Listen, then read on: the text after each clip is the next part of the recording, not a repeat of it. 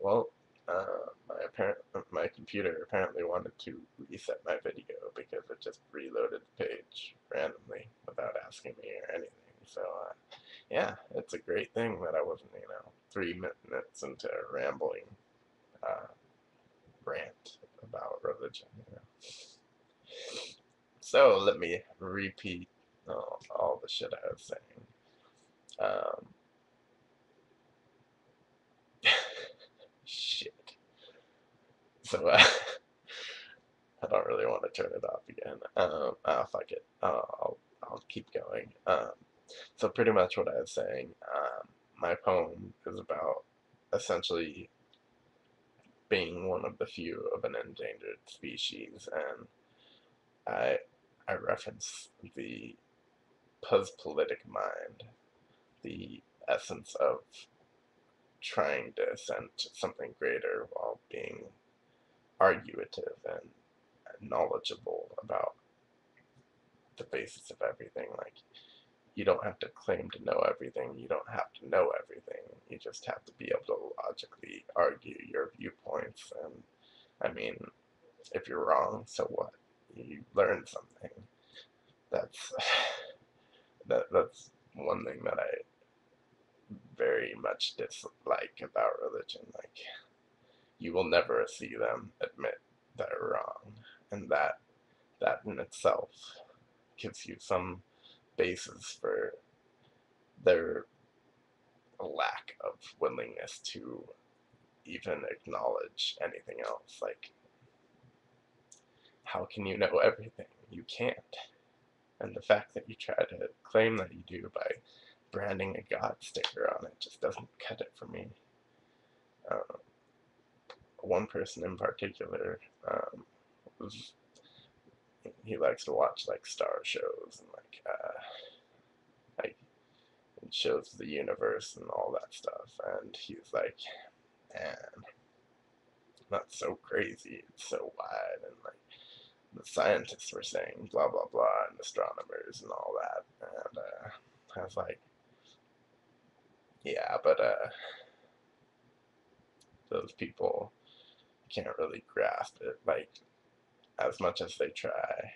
And I give them props for even attempting to try to understand something so vast and so complex. But I was just essentially saying that no one could hope to understand it, even though we try. And it's an admirable goal because understanding is the first step to learning.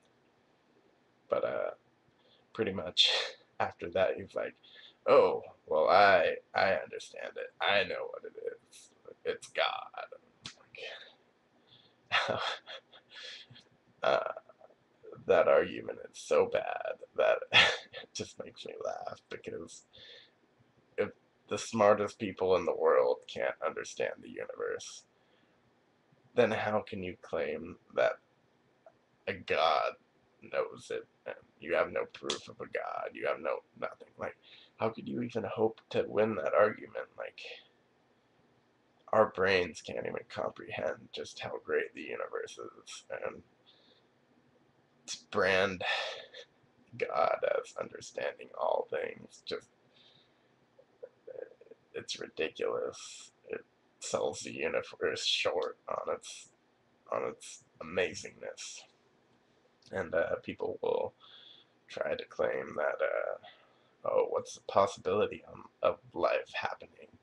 How is it we came along? But I mean, space is essentially infinite, so to even, like,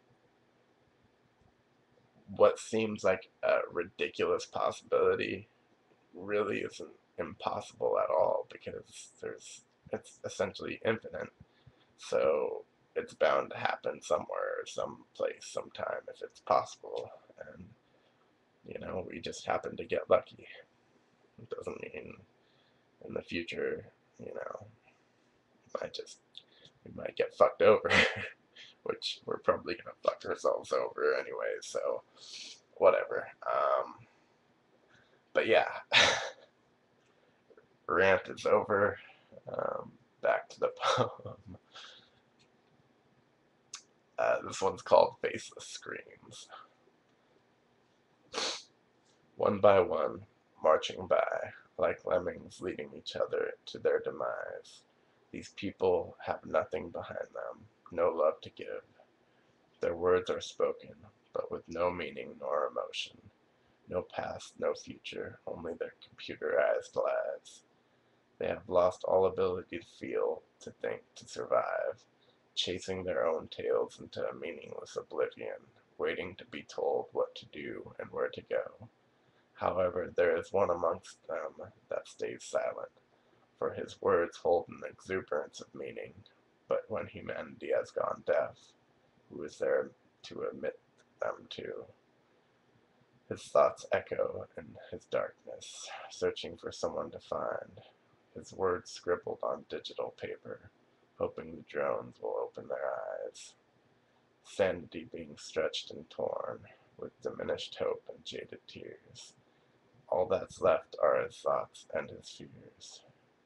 An endangered species, all of his own, one being away from going extinct, while the others bathe in greed, a cyclic suicide fated to humanity, never knowing more than what's in their wallets, while this one person claims immortality, and watches as it all passes him by, holding one thing of value, but no one understands its currency, so he stays trapped under the flow of time, manipulating his mortality to try to break the binds and escape the insanity inside his mind, while others fret and fray over their days gone gray. His world is a starless ebony, never meant to shine.